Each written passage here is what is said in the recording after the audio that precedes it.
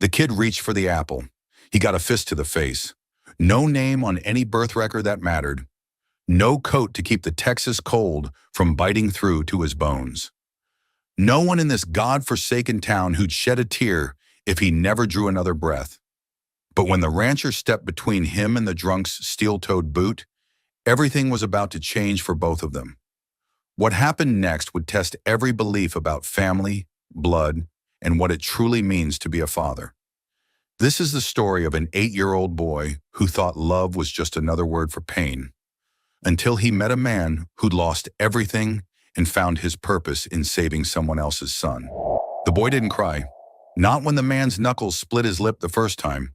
Not when he slipped on the ice-slick boardwalk outside McCready's saloon, his bare feet wrapped in nothing but dirty rags. And not now, as the steel-toed boot caught him square in the ribs and sent him skidding across the frozen mud like something already dead. He just curled tighter, arms wrapped around his belly, the red apple he'd begged for still clutched in his fingers. Blood ran from his nose fast and hot, steaming against the cold dirt of Dusty Wells' main street. He blinked through it and tasted copper on his tongue, but still he stayed silent. The drunk stumbled back, cursing the air, not the boy. Marcus Webb was just looking for a reason to swing his fists. Could have been a stray dog or a shadow or a bad memory that set him off, but it happened to be the child.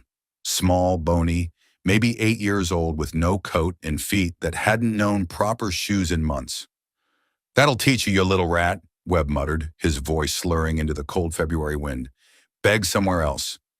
He turned to lumber back into the saloon, shoulders hunched against the gray sky, his boots scraping across the boardwalk. That should have been the end of it. It wasn't. The saloon doors swung open and a man stepped through. Not fast, not loud, just there. He was tall, built like the kind of man you didn't bump into without apologizing twice. Quiet leather creaked as he stepped forward, spurs chiming a low, measured rhythm. A wide-brimmed hat shadowed most of his face, but his mouth was set in a line so tight it looked carved from granite. He didn't glance at the boy. Not yet. His steel-gray eyes were fixed on the drunk. "Pick up the apple." Webb turned, blinking stupidly through his whiskey haze. "What?" The stranger didn't move, didn't raise his voice. He just said it again, each word deliberate as hammer strikes. "Pick up the apple." "What, you giving orders now?" Webb's chest puffed full of stale beer and wounded pride. "Ain't your brat. He's scum. Street scum." The stranger stepped down into the street, slow but steady. Each footfall crunched in the frozen mud like a promise being made. Ice crystals caught the weak sunlight and scattered it like broken glass. "You knock down a starving child, then step over him?" he asked, voice low as winter thunder. "Pick up the apple." Webb laughed once, sharp and ugly. "And if I don't?" The rancher's eyes narrowed just slightly. "Then I help you find your teeth in the dirt." That was the last word spoken before the fight broke. It wasn't long. Webb swung wide and slow, telegraphing his punch like a church bell. He missed by a mile. The rancher moved like a man who didn't waste motion. One punch, just one, and Webb crumpled like wet paper. He hit the frozen ground with a sound like a sack of grain dropping, blood and spit mixing in the mud at his lips. The street went quiet except for the wind. A woman gasped from the general store's porch. 2 men stepped out of Peterson's barbershop and watched, arms crossed, but no one intervened. They knew who the stranger was. Cole Brennan, owner of the Iron Creek Ranch. Widowed 3 winters past, known for his hands. Both the work they did and what they'd done in his younger days, when a knife or a fist was the only law that meant anything out here. Cole knelt beside the boy now. Still, the child didn't cry. He just flinched when Cole's hand reached toward him, tried to pull away like a wounded animal caught in a trap. Cole paused, his weathered hand hovering in the air. "I ain't here to hurt you," he said, his voice low, rough like gravel, softened by time and sorrow. The boy didn't answer. He just stared up through a mess of blood and dark hair, his chest rising in sharp, rattling breaths. His eyes were the color of summer sky, but they held a winter that had nothing to do with the weather. Cole reached into his coat and pulled out a clean handkerchief, held it out like an offering. "You got a name, son?" "No, sir." The words were whispered, cracked in the middle like thin ice. Cole leaned closer, his voice gentling even more. I'm not going to ask again. Jake. The name came out barely louder than breathing. Jake, sir. Cole nodded once, slow and careful. All right, Jake. I'm going to take you to Doc Martinez. You're bleeding from your nose and breathing wrong. After that, we'll talk about food. The boy didn't resist as Cole lifted him. He didn't have the strength. His body went limp against the rancher's chest, one arm dangling, the other still clutching that red apple like it was the last good thing in the world. Cole carried him across the street to the doctor's office, his boots echoing on the wooden boardwalk. Behind them, Webb groaned and rolled over in the mud, but nobody moved to help him up. Inside Doc Martinez's office, the stove burned hot and steady. The warmth hit Jake like a wave, and for a second he stiffened, overwhelmed by it. Cole set him on the examination table gently, as if he were glass and already cracked. Doc Martinez raised an eyebrow but didn't question it. He was a small, neat man with careful hands and kind eyes behind wire spectacles. He'd patched more broken things than he could count in his 30 years practicing medicine on the frontier. He cleaned the blood with gentle efficiency, checked the ribs with practiced fingers, and wrapped gauze with the care of a man who understood that healing was both science and art. 3 cracked ribs, he said at last, glancing at Cole. Could have been worse. Lucky he's small. Absorbed some of the impact. Cole's jaw tightened. He got a place to stay? Doc shook his head slowly. Don't think so. He's been around town for a while. Usually sleeps near the livery stable when Peterson lets him. Eats what he can find or beg. He paused, lowering his voice. I warned Sheriff Blake, but you know how that goes. Cole's expression darkened. Yeah, I know. After the doc left them alone, Jake opened his eyes again. He watched Cole from under the edge of the bandage on his temple, studying him like he was trying to solve a puzzle. Why'd you stop him? He asked, barely audible. Cole didn't answer right away. He sat down in the chair beside the table, one calloused hand resting on his knee. His hat sat on the side table, revealing hair the color of winter wheat touched with early gray. You look like someone I used to know, he said simply. Jake blinked. Who? My boy, Cole said, his voice carrying a weight that spoke of years and loss. He died some years back. The silence that followed was thick but not cold. Jake stared at the floorboards for a while, then said quietly, I'm sorry, mister. Cole didn't flinch. Me too, son. He rose and walked to the stove, stoked the fire with an iron poker, then found a pot of broth in the doc's small pantry. He ladled it into a tin cup and offered it to Jake, who sipped slowly as if afraid it might vanish, like everything else good in his short life. That night, Cole didn't take him to the livery stable. He brought him home to Iron Creek Ranch. The ranch house wasn't much, 4 rooms and a wide porch, but it was solid and clean, and it was his. Jake sat stiff in the corner by the stone hearth, clutching a wool blanket Cole had handed him. He didn't speak, just watched with those careful eyes as Cole moved around the kitchen. Cole made stew from what he had, beef, potatoes, carrots from the root cellar. The boy didn't ask what was in it.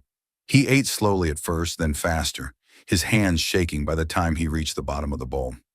You eat like a kid who's scared it might be his last meal, Cole observed. Jake looked up, those blue eyes meeting Cole's gray ones. It might be.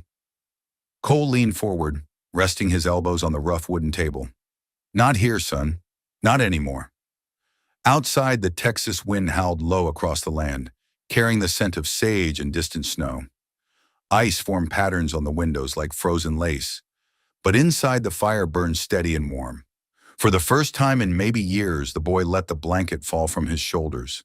And for the first time since he'd buried his wife and son, Cole Brennan felt something shift in the air around him. Like the ranch wasn't just a place to grieve anymore. It could become a place to heal. Cole Brennan didn't sleep much that first night with Jake under his roof. He sat by the fireplace long after the boy had fallen asleep, his breathing deep and heavy under the quilt on the settee. The ranch house was quiet, the kind of quiet that could swallow a man whole if he let it. Cole was used to that silence, used to nights that stretched too long and mornings that came too soon, all of it blurred by a pain he never talked about anymore. But tonight there was a different kind of weight in the quiet, one that didn't feel like grief, but something older, something he couldn't name yet. The boy shifted once in his sleep, wincing from the ache in his ribs. Cole watched him, jaw clenched, hands folded between his knees.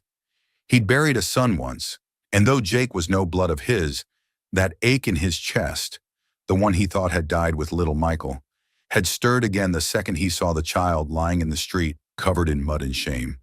Cole rose just before dawn, lit the stove, and started the coffee. He was in the barn by first light, feeding the horses and breaking ice in the water troughs. When he returned, he found Jake awake, still wrapped in the quilt but sitting upright, watching him with those cautious blue eyes. "You hungry?" Cole asked, brushing snow off his shoulders. Jake nodded slowly. "There's biscuits and eggs on the table. Help yourself." Jake moved carefully, each step measured. His ribs were still sore, but he didn't complain. He sat at the edge of the table and ate without speaking, glancing up every now and then to see if Cole was watching. He was. After breakfast, Cole handed the boy an old coat. It was too big, the sleeves falling past his fingertips, but Jake took it without a word and pulled it on like armor. "You ever work a ranch?" Cole asked. Jake shook his head. "You're about to learn." Cole didn't push him hard, just gave him simple tasks: gathering kindling, brushing down the horses, filling feed buckets. Jake didn't say much, but Cole noticed the boy never stopped watching. His eyes tracked every motion, every command, every quiet rhythm of ranch life, like he was trying to memorize it all before it disappeared. By the time the sun dipped low behind the cottonwoods, Jake's cheeks were flushed from cold and work, and his eyes drooped with exhaustion. Cole didn't comment on it. He just handed him another bowl of stew, watched him eat, then showed him to the spare room. The bed hadn't been slept in for 3 years. Cole had never had reason to prepare it before. Now he did. "Thank you," Jake said softly as he climbed under the quilt. Cole stood in the doorway for a moment before answering. "You're welcome, son." The next morning brought visitors. Word had spread fast about the boy, about the drunk laid flat outside the saloon, about Cole Brennan stepping in for someone who wasn't his blood. Folks didn't know what to make of that. The first to knock was Sheriff Blake, a tall man with thinning hair and a badge that had seen more politics than justice. He leaned against the doorframe, hat in hand, looking uncomfortable. "Morning, Cole." Cole didn't offer him a seat. "Sheriff," Blake shifted his weight. "Just wanted to check in. Heard about the incident yesterday. The boy all right?" "He's resting." "Good. That's, good." Blake hesitated, glancing past Cole toward the interior of the house. "You thinking of keeping him on?" "I wasn't thinking about it," Cole said evenly. "Just did it." The sheriff scratched at his graying beard. "You know folks will talk." "Let them," Blake nodded slowly. "You always were one for quiet decisions. Just keep me posted if any of the town council come around asking questions." Cole nodded once and shut the door. Later that afternoon, it was Mrs. Patterson from the general store. She brought a pie, apple still warm from her oven, and tried not to stare past Cole's shoulder to where Jake was sweeping ash from the hearth. "I just wanted to offer my thanks," she said, her voice carefully neutral. "Some folks saw what happened, said it was unpleasant." Cole didn't speak. She smiled tightly. "That boy's lucky you were there." Cole's voice was steady as stone. Luck had nothing to do with it. By the third day, it became clear that Jake wasn't planning to leave. Not that he said so, but every morning he rose with Cole, pulled on that oversized coat, and followed him out into the cold like he belonged there. And Cole didn't stop him. Something unspoken had passed between them, a kind of understanding. They were both survivors, both carrying wounds that didn't show. The difference was that Jake's were still fresh and bleeding, while Cole's had scarred over into something harder. On the fourth morning, Jake found the photograph. It was tucked on the bookshelf, half hidden behind an old ledger. A sepia-toned image, creased and faded, of a woman holding a small child. Both were smiling, frozen in a moment of happiness that felt like it belonged to another world. Cole found him staring at it, the frame held carefully in his small hands. "That's my wife," Cole said quietly, settling into the chair beside him. "Her name was Sarah. That's Michael, our boy." Jake didn't ask what happened. He didn't have to. The silence around the picture said enough. Spoke of illness and winter and prayers that went unanswered. She got sick, Cole continued, his voice distant. Consumption. Winter came early that year, and by the time I could get her to a proper doctor in San Antonio, he trailed off, shaking his head. Michael made it 2 more months after she passed. Then the fever took him too. Jake nodded slowly, still clutching the photograph gently. They look kind. They were, Cole said. Kindness don't stop bad things from happening, but it makes the good things matter more. That night, Jake had a nightmare. Cole woke to the sound of screaming. Short, sharp, panicked cries that cut through the darkness like broken glass. He rushed into the spare room and found Jake thrashing in the bed, his chest heaving, eyes clenched shut. No, stop! Please don't! Cole sat on the edge of the bed and placed a firm hand on the boy's shoulder. Jake, you're safe! The boy jerked awake, gasping, eyes wild with terror. For a moment he didn't seem to recognize where he was, and Cole saw him brace for a blow that didn't come. Cole didn't ask what he'd dreamed about. He just sat there until the shaking stopped. I remember things, Jake whispered into the darkness. Things I try to forget. We all do, Cole said quietly. Some nights I still hear them. Sarah's voice, Michael's laugh. Some nights I can still feel them in the house. Jake looked at him with those 2 old eyes. Do they ever go away? The voices? Cole was quiet for a long moment. They change, he said finally. The hurt ones get quieter. The good ones. Those you learn to treasure. Jake didn't answer, but he didn't turn away either. Cole stayed until the boy's breathing evened out, then returned to his own room. But sleep didn't come easy. The next few days passed in snow and silence. The chores became routine. Jake learned fast, and Cole found himself impressed despite everything. The boy had grit, maybe too much for his age, but it served him well. Then on the 7th day, everything changed. Cole was in town picking up supplies when he saw a figure waiting near his wagon. A man, thin and tall, with nervous eyes and hands that wouldn't stay still. He stepped forward as Cole approached. You're Cole Brennan. It wasn't a question. Cole nodded, his hand instinctively moving closer to the Colt on his hip. That boy you took in, Jake. The man's voice was tight with barely controlled emotion. I think he might be my nephew. Cole's heart slowed to a heavy rhythm. Explain. My sister's name was Mary. She disappeared 2 years ago, left town with a man we never trusted. Word is he came back alone last month. She didn't. The man's eyes filled with desperate hope. But she had a boy, about 8, maybe 9 now. Name was Jacob. Cole studied him carefully, reading the lines of grief and guilt etched in his face. Jake never mentioned any family. I'm not surprised. He was so little when she left, and scared. I should have tried harder to stop her, should have fought for custody, but... He spread his hands helplessly. I didn't have the means then. I do now. Cole felt something cold settle in his stomach. What's your name? Thomas Whitmore. I work for the railroad now. Got steady pay, a house in Dallas. He paused, swallowing hard. I don't want to take him away from someone who's been good to him, but I had to know, had to see him. Cole thought of Jake's eyes, his silence, his pain. He thought of the trust that had been slowly building between them, fragile as spring ice. Come tomorrow, he said finally. He'll be there.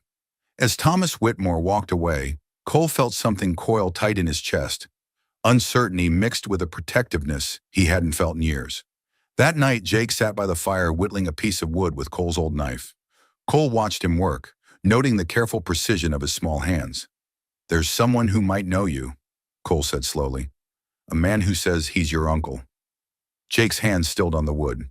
He didn't look up. Do you want to see him? Cole asked. The boy was quiet for a long time, wood shavings curling at his feet. Then he said, I don't remember anyone.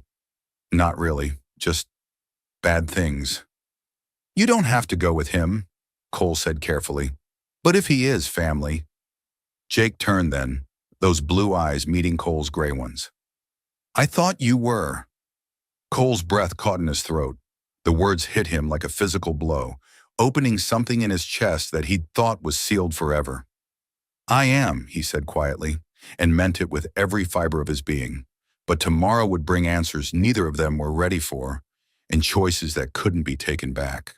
The sun broke late the next morning, veiled behind heavy clouds that promised more snow. The wind carried the bite of winter across the rolling hills of Iron Creek Ranch, stirring the bare branches of the cottonwoods and whistling through the gaps in the barn walls. Inside the ranch house, the fire had been stoked early, the scent of burning pine strong and comforting. Cole Brennan sat at the kitchen table with a cup of coffee, staring at the steam instead of the boy across from him.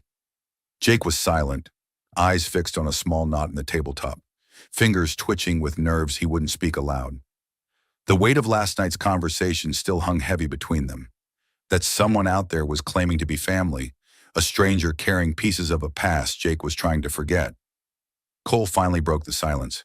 "You don't have to say much. Just meet him. Hear what he's got to say." Jake nodded slowly but never looked up. An hour later, wagon wheels crunched over the hardened snow, and Thomas Whitmore stepped down from the seat.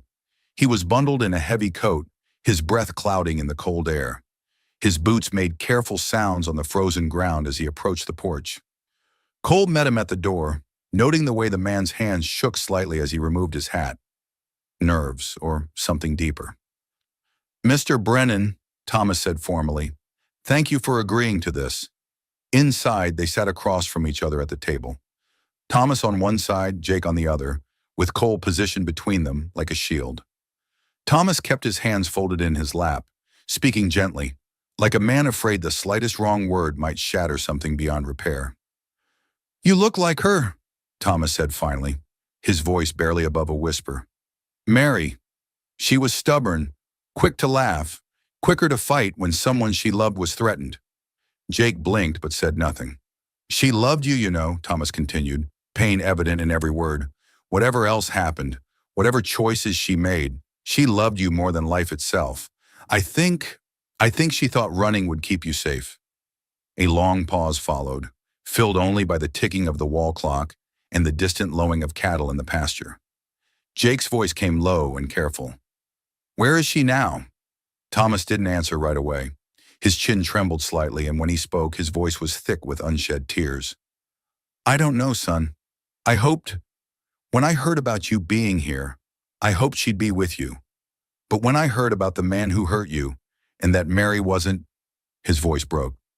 "I knew she wasn't coming back." Jake's hands clenched into small fists.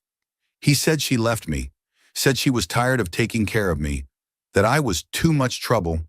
His voice grew smaller. "She left in the night. I thought maybe she really did."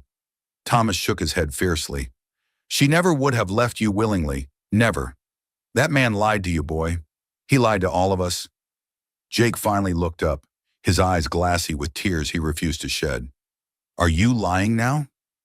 The question hung in the air like smoke. Thomas met the boy's gaze steadily, and Cole saw something honest and broken in the man's face. "No, son. I swear on my sister's memory, I'm not lying." Thomas paused, his voice growing stronger. "But I should have fought harder to find you. Should have never let her leave with him in the first place.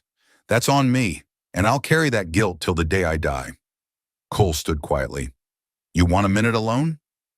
Jake nodded, and Thomas gave a grateful glance to Cole as he stepped outside into the cold. Snow had begun to fall again, soft, steady flakes that spun through the air like ash. Cole stared into it, his heart tight with something he hadn't felt in a long time. Protectiveness, fear, and a hope he didn't dare name. Inside, two voices murmured quietly, working through years of pain and confusion. When Cole returned 20 minutes later, Jake was still at the table, his eyes red-rimmed, but his shoulders somehow lighter. Thomas stood near the fire, his coat still on, hat in his hands. "I'm not taking him," Thomas said quickly, meeting Cole's gaze. "I know I don't have the right to just show up and think I can fix what I let break." He looked at Jake, then back to Cole. "But I'd like to visit if that's all right. Bring him letters if he wants them. Tell him stories about his mother." Cole looked to Jake, who gave the barest nod. "You're welcome here," Cole said simply, "long as you're gentle with him." Thomas blinked hard and nodded.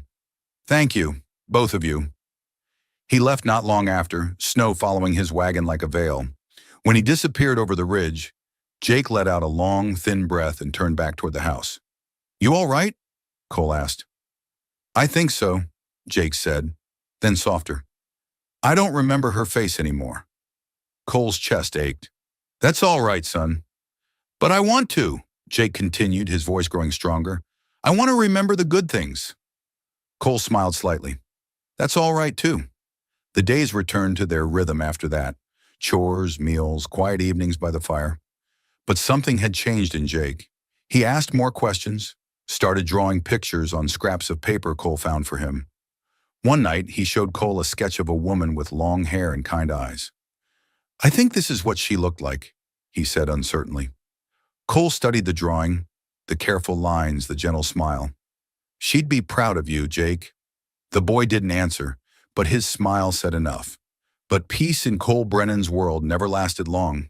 2 weeks later, trouble came riding back into their lives. Cole had gone to town for supplies, leaving Jake with their neighbor, Mrs. Rodriguez, who lived a quarter-mile east with her 3 children and a small garden that somehow thrived in the harsh Texas soil. It was supposed to be just for the afternoon, but by evening, Cole still hadn't returned, and Jake, sitting on Mrs. Rodriguez's porch with her youngest daughter, heard hooves approaching fast. A rider came galloping up the trail, cutting through the snow and gathering darkness like he was chased by demons. He didn't slow until he reached the porch, his horse lathered and blowing hard.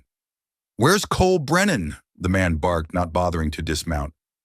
Jake stood slowly, his heart beginning to race. "He's in town." The rider spat into the dirt. "You tell him Marcus Webb's brother is out, and he's asking questions about the boy. Asking real specific questions." Jake's blood turned to ice. Mrs. Rodriguez came out just in time to see the dust trail disappearing into the darkness. "You know that name, mijo?" she asked gently. Jake shook his head, but his face had gone pale as winter sky. "I've heard it before," he whispered. Cole didn't come back until late, his hat crusted with snow, the wagon loaded with supplies, and his face grim as death. Jake didn't wait. He ran out to meet him, his voice high and panicked. "Someone came," said a name. "Webb. Said he was asking about me." Cole's expression turned to stone. He dropped the reins, jumped from the wagon, and set his hands firm on the boy's shoulders. "You sure about the name?" he asked. "He said Marcus Webb's brother was out and asking questions," Jake said, his words tumbling over each other. Cole cursed under his breath and stared down the trail like he could see trouble riding toward them even now. "Inside," he said grimly. "Now." The next morning, Cole went into town again, this time not for supplies. He came back with news that made Jake's blood run cold. "Samuel Webb got out on bail," Cole said, pacing the kitchen floor like a caged wolf. "No charges stuck. No one would testify against him." He stopped, fixing Jake with a steady look. "He was in the saloon last night, buying drinks and asking questions, bragging about how he's going to get what's rightfully his." Jake didn't speak, but his fist curled at his sides. "We'll leave if we have to," Cole said firmly. "I won't let him near you." Jake looked up, his voice quiet but clear. "He's not getting me back. I won't let him." Cole knelt in front of him, hands on the boy's shoulders. "You shouldn't have to protect yourself, son." "I always had to," Jake said simply. "Until now." Cole's jaw tightened. "You're not alone anymore. Not ever again."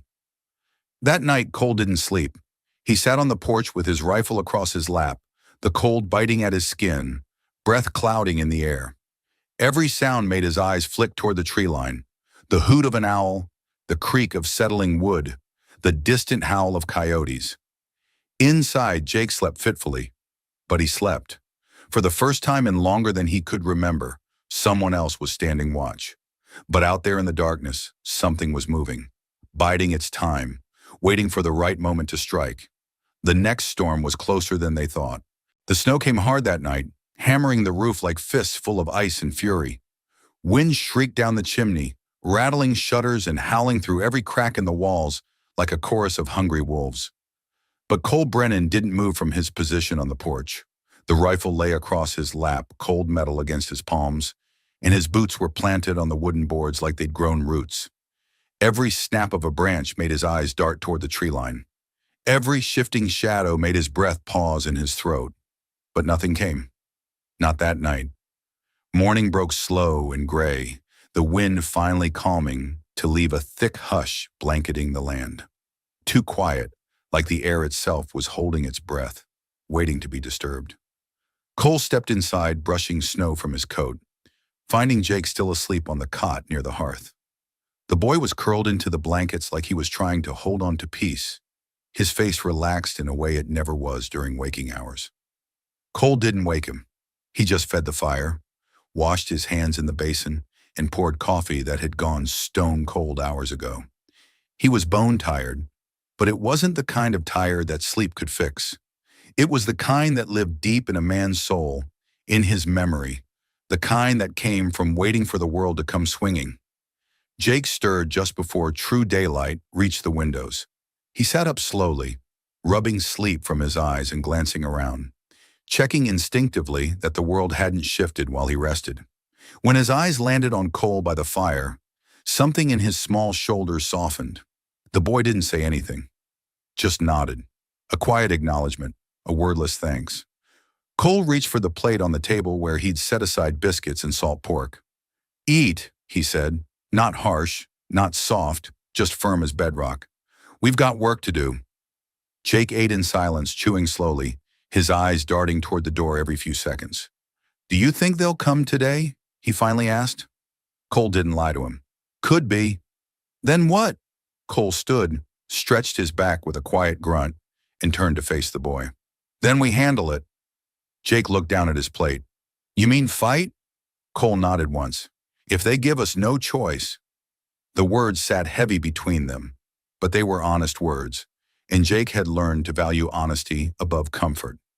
By mid-morning, the chores were done, but Cole stayed close to the house. He saddled his horse but didn't ride out. He oiled the hinges on the barn door, checked the locks on the windows, cleaned his rifle with methodical care. Jake watched everything, memorizing it like a student preparing for a test he never wanted to take. That afternoon, someone knocked. Not hard, not urgent, just 3 slow, deliberate taps on the door. The sound made Cole freeze where he stood, and Jake's hand went instinctively to the back of his neck. Cole motioned him to the side, rifle in hand, and opened the door carefully. It wasn't Samuel Webb, it was Sheriff Blake. The sheriff was a thick man with a face that always looked half worried, half suspicious. He held his hat in his hands and shifted his weight like a man standing on uncertain ground. "Mind if I step in, Cole?" he asked. Cole opened the door wider without a word, but his grip on the rifle never loosened. Inside, Blake took in the room with a glance, noting Jake standing behind the table, the rifle, the tension thick as smoke in the air. "I heard Webb came asking about the boy," Blake said carefully, glancing toward Jake. "He did," Cole confirmed. The sheriff sighed heavily. "I'd hoped he'd leave well enough alone. Trouble is, the law don't have much to hold him on anymore. His story's got holes in it, but..." "But?" Cole's voice was dangerous quiet. "But he's got money now. Backers. Men who'll speak for him in court if it comes to that." Blake paused, looking uncomfortable. "And you? You're just a rancher with no legal claim to the boy." Cole's jaw tightened like a steel trap. "I'm a rancher who feeds him, shelters him, and doesn't lay a hand on him in anger." Blake nodded quickly. "And I'll say that if it comes to it, but be careful, Cole. Men like Webb, when they don't get what they want legal-like, they start looking for other ways." Cole didn't answer. He didn't have to. The sheriff stepped back toward the door, tugging on his gloves. "I'll ride by when I can. Keep an eye out. But Cole, ... He paused, his hand on the door handle. "If something happens, if they come here causing trouble, you make sure you're on the right side of the law when the dust settles." Cole gave a short nod. As Blake mounted his horse and rode off, Jake stepped onto the porch. "He'll come, won't he?" the boy asked, his voice barely above a whisper. Cole looked at him long and hard, seeing too much knowledge in those young eyes. "Yes, but he won't win." For 3 days it was a waiting game. Every sunrise brought new questions. Would Webb show up today? Would he try the front door or sneak around back? Would he bring men with him? Would he come at night when honest folks were sleeping? Jake started sleeping with his boots on, Cole didn't say anything about it, but he noticed. One evening, just before dusk, while Cole and Jake were in the barn tending to a horse with a stone bruise, they heard it, the distant echo of hoofbeats. Not fast, not racing, just steady and deliberate. Cole stood slowly, his hand moving to the rifle propped against the stall. He met Jake's eyes across the barn. "Stay here," he said quietly. But Jake shook his head. "Not anymore. We face it together." Cole wanted to argue, wanted to protect the boy from what was coming, but he saw something in Jake's face that stopped him. Determination, courage, the look of someone who decided to stop running. They stepped outside together. 3 riders approached through the gathering twilight, their silhouettes dark against the gray sky. The one in the middle wore a long coat and sat his horse like a man who owned the world. Samuel Webb. "Well, well," Webb called out as he reined in his mount about 20 yards from the porch. "Ain't this cozy as Christmas morning?" Cole stepped forward, Jake slightly behind him but visible. "You're not welcome here, Webb." Samuel Webb was a bigger man than his brother Marcus had been, with cold eyes and a smile that never reached them. He dismounted slowly, deliberately, his boots crunching in the snow. "I figured you'd say that. But see, that boy standing behind you? He belongs to me." "No, he doesn't," Cole said flatly. Webb laughed, a sound like winter wind through dead trees. "You think you can keep him? What are you to him? Some kind of make-believe daddy?" "I'm the man who found him bleeding in the street," Cole said, his voice carrying the weight of absolute conviction. "The man who gave him shelter, food, safety. The man who's never raised a hand to him in anger." Webb's smile turned ugly. "You planning to keep him like some kind of pet? Fill his head with foolish notions about family and belonging?" "I'm giving him what you never could," Cole replied steadily. Samuel's eyes flashed with something darker than anger, something meaner and more dangerous. "You're a fool if you think this ends with words, rancher." Cole's hand moved closer to his gun. "Try me."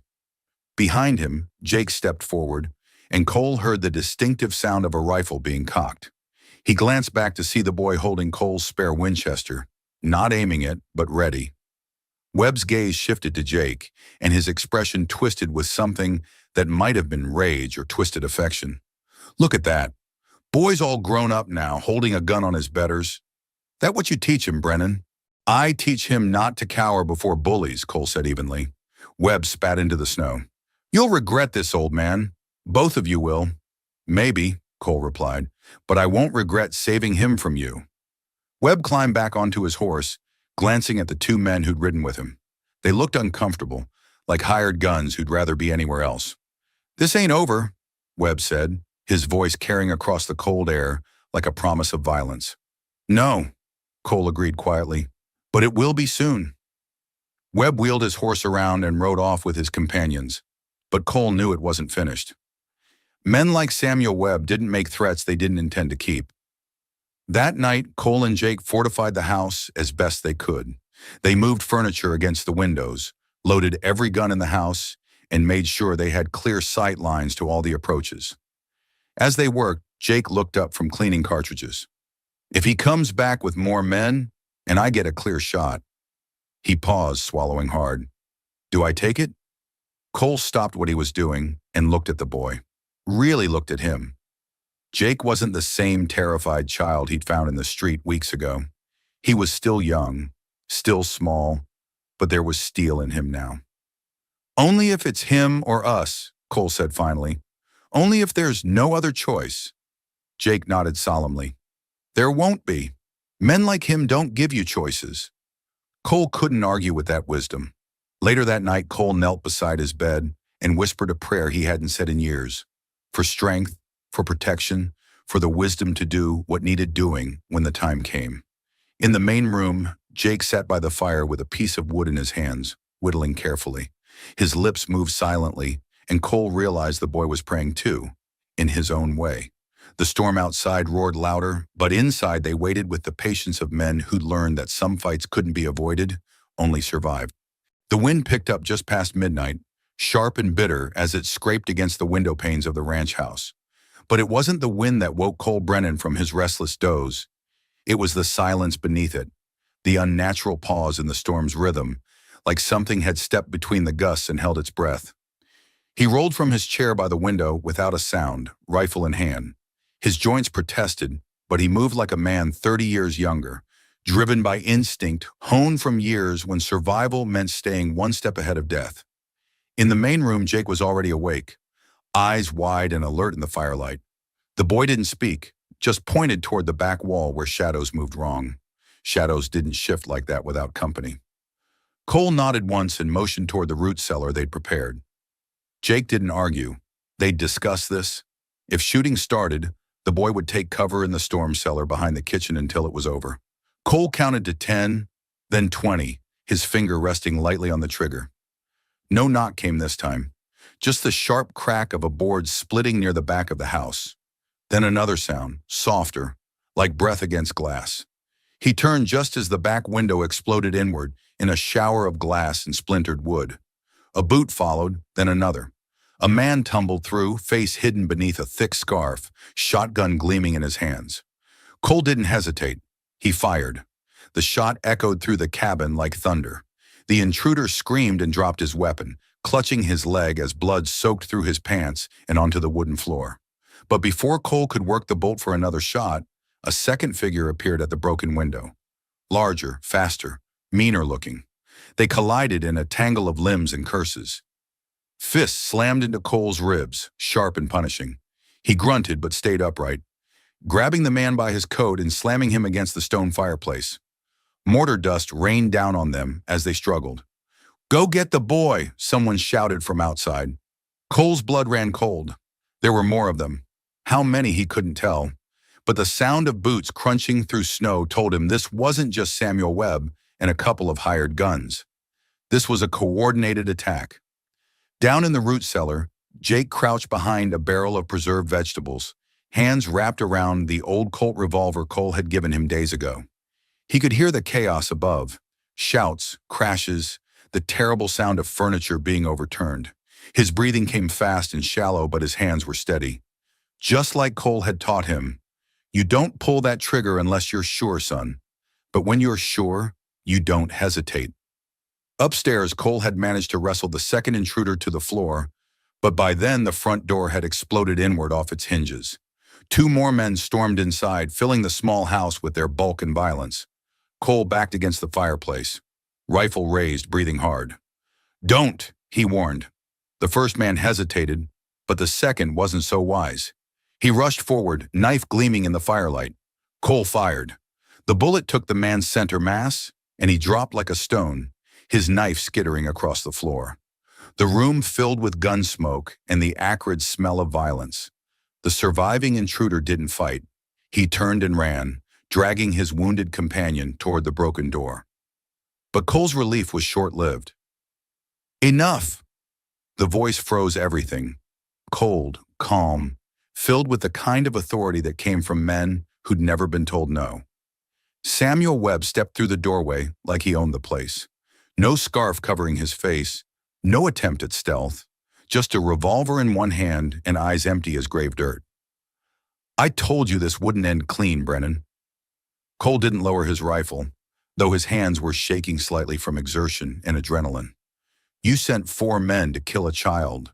Webb tilted his head like he was considering the accusation. "I sent them to take back what's mine, the boy's blood, whether you want to admit it or not." "He was never yours," Cole said through gritted teeth. "No." Webb's smile was cold as winter steel. "Then why are you bleeding for him?" Cole didn't answer. He didn't need to. Webb raised his gun, finger tightening on the trigger. And that's when the shot rang out from below. The floorboard directly behind Webb burst upward in a shower of splinters and dust. The bullet missed his spine by inches, but it was close enough to send him stumbling forward in shock and surprise. Cole didn't hesitate. He fired. Samuel Webb went down hard, his gun spinning away across the blood-slicked floor. The big man writhed once, then went still. The world went silent again except for the slow crackle of the fire and the drip of melting snow through the broken windows. Cole stood motionless, breathing hard, then turned toward the root cellar. Jake emerged slowly, the smoking cold in his hands, his face pale but determined. His knees wobbled with every step, but he didn't fall. Not yet. Cole knelt beside him, gently took the revolver, and laid a steady hand on the boy's shoulder. "You did what you had to do, son." Jake didn't answer immediately. His eyes were fixed on the man lying motionless by the hearth. "I was aiming for his leg," he whispered. Cole nodded. "You gave him a chance. That's more than he ever gave you." Outside, the wind began to die down, as if the storm itself had been waiting for the violence to end. They buried the dead before sunrise. Cole didn't say prayers over them, not because he didn't believe, but because he wasn't sure they deserved them. Jake stood beside him the whole time, hands clenched, jaw tight with emotions he couldn't quite name. When the last stone was laid over the shallow graves, Cole said quietly, "They won't come back." Jake looked up. "You sure?" "They came to end it," Cole replied, wiping dirt from his hands. "And we ended it first." For days after, the cabin stayed quiet. Cole fixed the broken windows himself, replaced the shattered door with one from the old barn. He didn't speak much about what had happened, and neither did Jake. But the silence wasn't heavy like it had been before. It was tired, earned. Then one morning, Jake found something beside the woodpile, an envelope with no name, just a wax seal and folded paper inside. Cole read it aloud.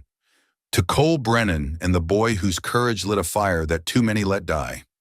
You did what no lawman dared. The town knows you're not alone anymore." There was no signature, but from that day forward, when Cole went into town for supplies, people nodded respectfully. The baker gave Jake an extra roll without being asked. The blacksmith offered to fix their broken tools for free. Something had shifted in the way folks looked at them. Jake noticed it most of all. The way people didn't look through him anymore. The way Mrs. Patterson pressed a jar of preserves into his hands and said, "You're brave, son," like it meant something real and lasting. Cole saw it too, though he never said a word about it. One afternoon, as they sat on the repaired porch watching the sun set behind the cottonwoods, Jake turned to Cole with a question that had been building in his chest for days. "What happens now?" he asked. Cole sipped his coffee and considered the question seriously. "Now we live." Jake was quiet for a moment, then, "You ever think about, I don't know, getting someone to help out around here?" Cole raised an eyebrow. "Like what? A ranch hand?" "No," Jake said, a small smile tugging at his lips. "Like a teacher for me. Or maybe someone who's good with cooking. Someone who makes better biscuits than you do." Cole laughed, a dry, surprised sound that felt good in his throat. "You making a list?" Jake's grin widened. "Maybe." They sat like that as the shadows stretched long across the ranch, and the first stars began to wink to life in the darkening sky. For the first time in longer than either could remember, there was nothing chasing them, nothing threatening their peace, just the future, whatever it might hold, waiting to be built by their own hands. Spring came soft that year, softer than either Cole or Jake expected after the storm that had changed everything. Snow gave way to mud, then to patches of green, and the cottonwoods budded like they were finally brave enough to believe winter had passed for good. The land had a way of healing itself, quietly, without fanfare, with the patience of something that had survived worse. Cole understood that. He'd been watching it happen all his life. Jake, though, was just learning what healing could look like. Slow and steady, made up of mornings without fear and nights with real sleep. He woke without flinching now, ate without looking over his shoulder. The bruises he carried beneath his skin, the ones that didn't show, were beginning to fade too. Not because someone had told him to be strong, but because someone had chosen to protect him when protection mattered most. One morning while fixing a split fence post near the eastern pasture, Cole handed Jake the hammer and watched him work without saying a word. The boy's hands weren't clumsy anymore. He knew where to grip the tool, how to drive a nail without bending it, how to measure twice and cut once. Cole nodded in approval, but didn't say it out loud. Jake noticed anyway, the way Cole stood beside him a little longer than usual, the way he didn't take the hammer back right away. It meant more than a dozen compliments ever could. Later, back at the cabin, Jake stood in the doorway with a worn book in his hands, its pages yellowed and soft with age. "You ever read this?" he asked, holding up the volume. Cole glanced up from the stew pot. "Used to." Long time ago. Jake opened it carefully, squinting at the words. The pages don't make much sense to me yet. Cole stirred the stew with a wooden spoon. That's because they weren't written to make sense right away. You gotta live a bit before they settle in your bones. Jake looked down at the words again, running his finger along the lines. It's about forgiveness, ain't it? Cole's hand paused on the spoon. Some parts. Did you ever forgive him? The boy asked softly, not naming Samuel Webb, but not needing to. Cole didn't answer for a long moment. Then he said, I stopped carrying him around in my head. That's close enough to forgiveness for me. Jake thought about that as he closed the book carefully. That night, as the fire burned low and the wind spoke gently through the chimney, Cole found a small bundle wrapped in faded cloth by his bedside. Inside was the old Colt Jake had used during the attack, cleaned and polished until it gleamed. There was a note written in the boy's careful handwriting. I don't need this anymore. I've got you. Cole didn't show his emotion, but he sat a little straighter that night. He tucked the bundle away in his chest with the same care he usually reserved for his wife's letters and his son's baby shoes. But peace never lasted long in the West, and change had a way of riding in when you least expected it. 3 weeks after the last frost melted away, a letter arrived with the morning mail. The handwriting was neat and feminine, the paper good quality. Inside, a name Cole didn't recognize introduced herself. Elena Rodriguez, a widow from the mining town over the eastern ridge. Recently lost her home in a fire, the letter explained. Looking for work, heard that Cole Brennan might be in need of help around his ranch, especially with a boy to raise proper. Cole held the letter for a long time, reading it twice. Jake read it over his shoulder, then looked up with uncertain eyes. We don't need anyone, the boy said quickly. We're doing fine on our own. Cole folded the letter carefully. Maybe we are, but help ain't a weakness, son. Jake frowned, that stubborn expression Cole had come to know well. She'll try to change things, try to make us different. Maybe we need some things changed, Cole said gently. They argued about it for 2 days, not shouting, not angry, just the quiet, persistent disagreement of two people who cared about each other and feared losing what they'd built.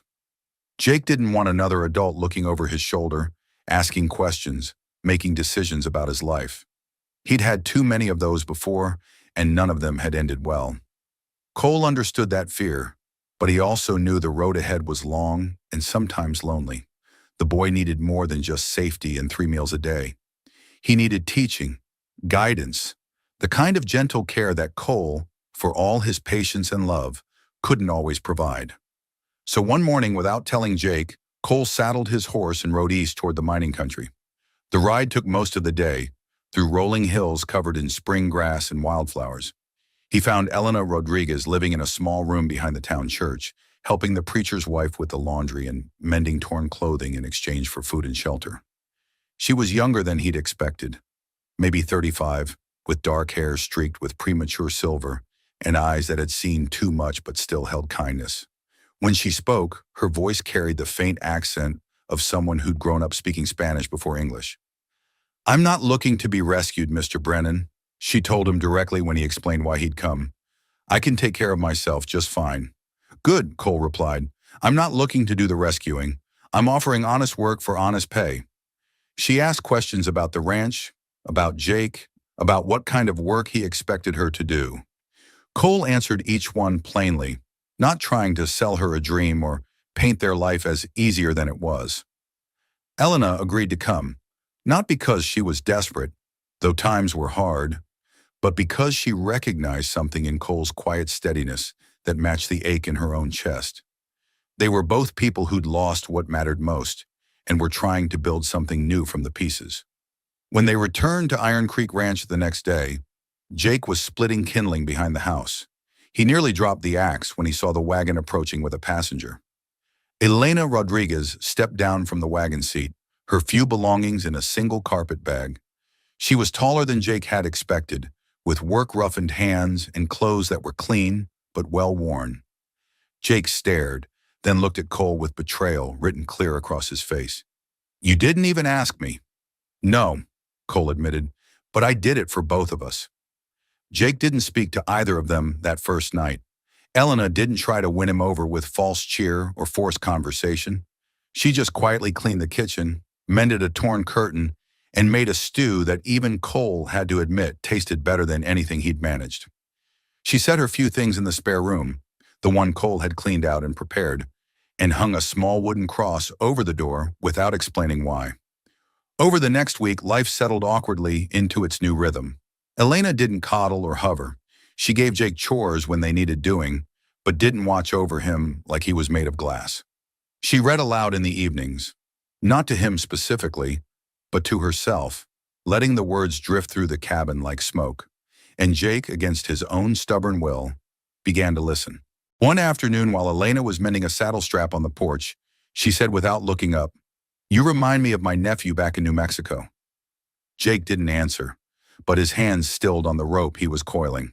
"He was stubborn too," she added with the hint of a smile. "Didn't trust easily. Had good reason not to." Jake glanced at her. "What happened to him?" Elena's hands paused on the leather. "Fever took him 2 winters ago. He was about your age." The silence that followed wasn't heavy or uncomfortable. It was honest. From that day forward, things began to change. Jake started setting the table without being asked. He helped Elena carry laundry to the line, watched her hands as she kneaded bread dough.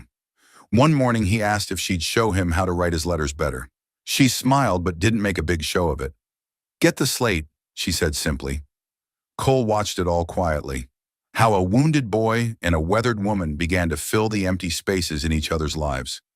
Not because they replaced what was gone, but because they offered something new and needed. Then came the letter from the county courthouse. Official seal, legal language, words that made Cole's blood run cold. A summons. He read it twice, then handed it to Elena with hands that weren't quite steady. "Samuel Webb's brother," he said quietly, "filing a custody claim through the courts." Elena frowned, studying the legal document. "On what grounds?" "Says the boy's got family that wants him removed from an unsuitable environment." Cole's voice was bitter. "Says I'm an unfit guardian." Jake had been standing in the doorway, but at those words he stepped forward, his face going pale. "No," he said firmly.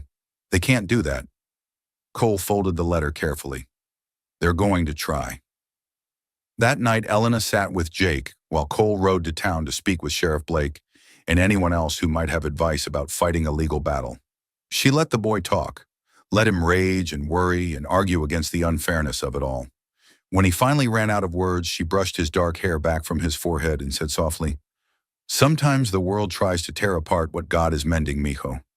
But God's work is stronger than man's law." Jake looked at her with eyes that were older than his years. "Will you stay? Even if they make me go?" Elena took his hands in hers, her voice steady as bedrock. "If they drag me out of here by my heels, I'll dig my fingernails into the floorboards." Jake laughed despite his tears, and Elena pulled him close. The court date was set for the following week. Cole knew what was coming. Testimonies, challenges, lawyers with fancy words and fancier suits. Men who'd never raised a hand to help a child, but thought they knew better than the people who had. But he also knew one thing with absolute certainty. That boy wasn't going anywhere. Not while he drew breath. Because Jake wasn't just some orphan he'd taken in out of pity. He was family. Real family, the kind you choose and fight for and protect with everything you have. And Cole Brennan had learned that sometimes the most important battles weren't fought with guns or fists, but with love that refused to give up, no matter what the law or society or blood relatives had to say about it. The courthouse in Dusty Wells was the finest building for 50 miles in any direction. Red brick and white columns, built with railroad money and designed to impress folks with the weight of law and order. Cole had ridden past it 100 times over the years, but he'd never had cause to step through those imposing front doors. Until now. He walked up the stone steps that morning with Jake beside him, both of them wearing their best clothes. Elena had spent half the night pressing Cole's good shirt and brushing dust from Jake's only suit jacket. The boy looked small and formal in his clean clothes, his hair combed neat, but his eyes held the same steady determination Cole had come to admire. Elena followed behind them, her best dressed dark blue with tiny flowers, her hair pinned up proper under a small hat. She'd been in courtrooms before, Not as a witness, but watching from the gallery when her husband had been wrongly accused of stealing cattle years ago. She knew how these things worked, how men in expensive suits could twist words until black looked white and wrong looked right. Inside, the courtroom smelled of old wood and newer legal documents. Judge Morrison sat behind an imposing oak desk, spectacles perched on his nose, gray hair combed back severe. He had the look of a man who'd seen every kind of human misery and learned not to be surprised by any of it. On one side of the room sat Thomas Webb, Samuel's older brother, dressed in a fine suit that probably cost more than most ranch hands made in a year. His lawyer was a thin man with sharp eyes and sharper words, the kind who could make a saint sound like a sinner if the price was right. But Cole wasn't worried about fancy lawyers or expensive suits. He had something better, the truth, and 3 people willing to tell it. "Your Honor," the lawyer began, his voice smooth as snake oil, "my client represents the only surviving blood relative of this child. While we appreciate Mr. Brennan's charitable intentions, the boy belongs with his proper family." The lawyer spread papers across his table like he was dealing cards. "Mr. Thomas Webb is a successful businessman with a fine home in Dallas and the means to provide this child with education, culture, and opportunities that a simple rancher cannot match." Judge Morrison leaned back in his chair. "And what does the child want?" The lawyer smiled coldly. "Children often don't know what's best for them, Your Honor. That's why we have laws about proper guardianship."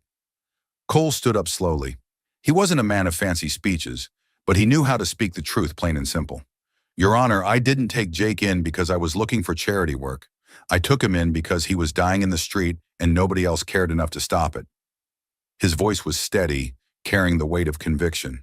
"That boy's been with me for months now. He's got a home, he's got food, he's got people who love him. Most important, he's safe." Cole paused, looking directly at Thomas Webb. "This man here never showed interest in Jake until now. Never came looking for him when he was begging for scraps and sleeping in the cold. Only reason he wants him now is because he can't stand the thought of someone else having him." Thomas Webb's face flushed red, but his lawyer placed a warning hand on his arm. Elena stood next. "Your Honor, I may not have known Jake as long as Mr. Brennan, but I know what a child looks like when he's been loved versus when he's been used." Her voice carried the authority of someone who'd raised children of her own. "That boy isn't just fed and housed. He's thriving. He's learning to read, to work with his hands, to trust adults again. You don't build that kind of healing overnight, and you don't tear it apart without doing real damage." But it was Jake himself who settled the matter. The judge looked down at him with kind but serious eyes. "Son, do you understand what's happening here today?" Jake nodded. "Yes, sir. That man wants to take me away from my family. Mr. Webb claims to be your family too, your blood uncle." Jake's voice was clear and strong. "Blood doesn't make family, sir. Love does. Care does. Being there when someone needs you does." He looked at Cole, then at Elena. "These people found me when I was broken and they put me back together. They didn't do it because they had to or because the law said so. They did it because they wanted to." He turned to face Thomas Webb directly. "You never came looking for me when I was hurting. You only want me now because you think I'm something you can own. But I'm not property, sir. I'm a boy who knows the difference between people who love him and people who just want to possess him." The courtroom was silent except for the scratch of the court reporter's pen and the ticking of the wall clock. Judge Morrison removed his spectacles, cleaned them slowly, and looked around the room. When he spoke, his voice carried the weight of final judgment. "This court has heard testimony from all parties.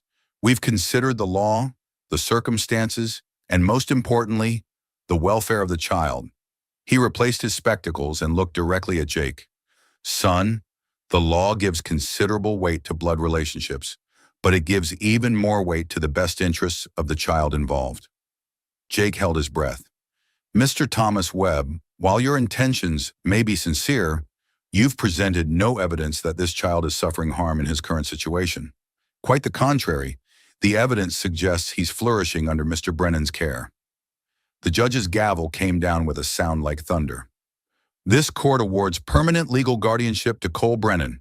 Case dismissed." Jake didn't move for a moment, afraid to believe it was real. Then Cole's hand settled on his shoulder, steady and warm, and he knew it was over. Thomas Webb stormed from the courtroom without a word, his expensive lawyer trailing behind. But Jake didn't watch them go. He was too busy being hugged by Elena while Cole stood beside them both, his eyes bright with something that might have been tears if he'd been the crying type. The ride back to Iron Creek Ranch was quiet, but it was the good kind of quiet, the kind that comes after a storm has passed and left clear skies behind. That evening, as they sat on the porch watching the sunset paint the sky in shades of gold and crimson, Jake looked up at Cole with a question that had been growing in his heart for weeks. "Can I call you Pa?" he asked quietly. Cole's throat tightened. It was a simple question, but it meant everything. The difference between obligation and choice, between charity and love, between taking care of someone and truly belonging to each other. "I'd be honored," Cole said, his voice rough with emotion. Elena smiled from her chair on the other side of the porch, her hands busy with mending, but her heart full of joy for this family that had formed itself from broken pieces and determination. 3 months later, as summer settled full and warm over the ranch, Cole and Elena were married by the traveling preacher in a simple ceremony under the cottonwood trees. Jake stood proudly as Cole's best man, wearing a new suit Elena had made for him and grinning so wide his face hurt. They weren't the family any of them had been born into, but they were the family they'd chosen, built from love and loss, protected by courage, and strengthened by the daily decision to care for each other no matter what. And if that wasn't what family really meant, Cole figured, then the word didn't mean much of anything at all. As the sun set on their wedding day and the first stars appeared in the darkening sky, Cole Brennan looked around at his wife and his son, chosen, fought for, loved beyond measure, and knew that sometimes the best things in life came disguised as the worst. Sometimes you had to lose everything to find what really mattered.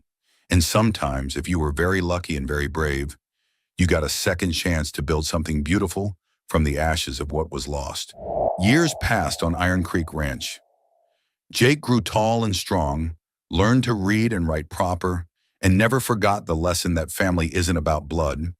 It's about choice, about showing up when it matters, about love that doesn't quit when times get hard. Cole and Elena raised 3 more children together, but Jake was always special, not because he was first, but because he was proof that broken things could be mended, that lost souls could find their way home, and that sometimes the most important battles are fought not with guns, but with open hearts and stubborn love. They say that love can conquer all, but out here in the West, we know better. Love doesn't conquer, it builds, it protects, it endures. And sometimes, if you're lucky enough to find it and brave enough to fight for it, love becomes the foundation for everything else that matters. What did you think of Jake and Cole's story? Have you ever found family in unexpected places or been someone's second chance when they needed it most? Drop your thoughts in the comments below. We read every single one, and your stories matter to us. If this tale of courage, sacrifice, and found family moved you, hit that like button and share it with someone who believes in second chances. And don't forget to subscribe and ring that notification bell, because we've got more stories of grit, grace, and the unbreakable bonds that hold us together when everything else falls apart. Until next time, remember, family isn't about where you come from.